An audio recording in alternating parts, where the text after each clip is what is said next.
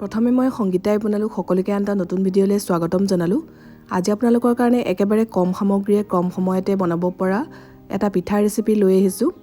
এই পিঠাবিধ বনাবলৈ একেবাৰে সহজ আৰু খাবলৈ বিৰাট ধুনীয়া হয়। আশা কৰোঁ আপোনালোকে ৰেচিপিটো চাই ভাল পাব। তেনেহ'লে বেছি দেৰি নকৰি আহকচোন আজিৰ ভিডিঅ'টোৰ মাজলৈ আমি আগবাঢ়োঁ।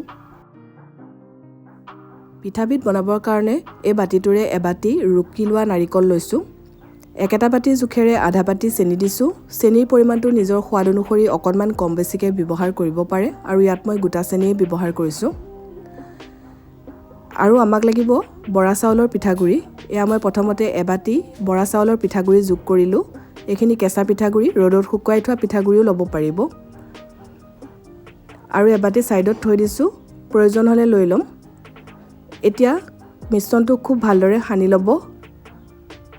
এনেকৈ সানি থাকোঁতেহে ধৰিব পৰা যায় কিমানখিনি পিঠাগুড়ি লাগিব, গতিকে একেবাৰতে সৰহকৈ দি দিবও নালাগে। এনেদৰে কম কমকৈ দি মিশ্ৰণটো সানি ল'ব। ইয়াত মোৰ সম্পূৰ্ণ দুবাতি পিঠাগুড়িৰে প্ৰয়োজন হ'ল। এয়া মই গোটেইখিনি দি ল'লোঁ। এতিয়া আকৌ ভালদৰে সানি লৈছোঁ। এনেধৰণে কোমলকৈ মঠি ল'ব আৰু ইয়াত পানী বা গাখীৰ একো যোগ নকৰিব। চেনি, নাৰিকল আৰু বৰা চাউলৰ পিঠাগুড়ি এই তিনিওবিধ সামগ্ৰী দি পেলাই মিশ্ৰণটো প্ৰস্তুত কৰি ল'ব আৰু এনেধৰণৰ হ'ব লাগিব। কোমল লাৰু এটা নিচিনা হৈ পৰিব। এয়া মন কৰিছে। এয়া পিঠা বনাবৰ কাৰণে ড'টো প্ৰস্তুত হৈ গ'ল। এতিয়া আমি পিঠাখিনি বনাই ল'ম। অকণমান মিশ্ৰণ লৈ হাতৰ তলুৱাৰ মাজত গোল কৰি চাব। যদি ধুনীয়াকৈ বান্ধ খাইছে তেতিয়া গম পাব যে মিশ্ৰণটো পাৰফেক্ট আছে। আৰু যদি বেছি ঢিলা নিচিনা হৈ আছে তেতিয়া আকৌ অকণমান পিঠাগুড়ি দি পেলাই সানি ল'ব পাৰিব। এতিয়া নিজৰ ইচ্ছামতে পিঠাৰ শ্বেপটো দি লৈ পিঠাখিনি ভাজি যাব। এনেদৰে চেপেটা কৰিও বনাব পাৰে বা এইদৰে গোল কৰি দীঘলীয়া কৰি দিলেও ধুনীয়া এটা ডিজাইন হৈ যায়।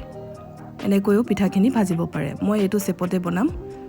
আৰু পিঠাখিনি শ্বেপ দি থৈ যোৱাতকৈ লগালগ ভাজি যাব। এয়া মই কেৰাহীত সৰহকৈ ৰিফাইন তেল গৰম হ'বলৈ দি থৈছিলোঁ। তেলখিনি গৰম হৈ আছিলে আৰু এনেদৰে পিঠাখিনি এতিয়া শ্বেপ দি তেলত দি গৈছোঁ। গেছৰ ফ্লেমটো কমাই ৰাখিব।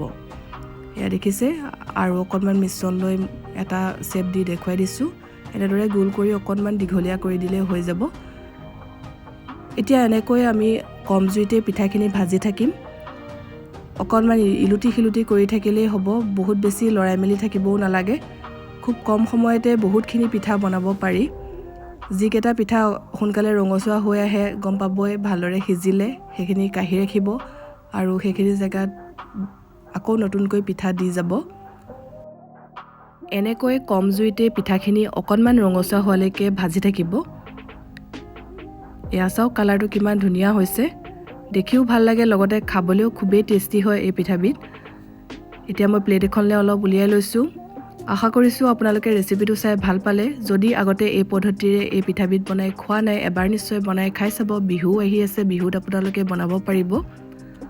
এটা পিঠা ওচৰৰ পৰা দেখুৱাইছোঁ। চেনিখিনি গোটা গোটাকৈ দিয়াৰ কাৰণে দেখিছে বিস্কুটত যিদৰে অকণমান ওলাই থাকে চেনিবোৰ, ঠিক তেনেদৰে পিঠাকেইটাটো ওলাই আছে। দেখি খুব ভাল লাগে।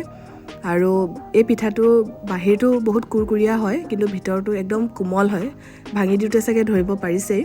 আশা কৰিছোঁ আপোনালোকে ৰেচিপিটো চাই ভাল পালে। যদি ভাল পালে ভিডিঅ'টো প্লিজ লাইক কৰিব, লগতে শ্বেয়াৰ কৰি দিব।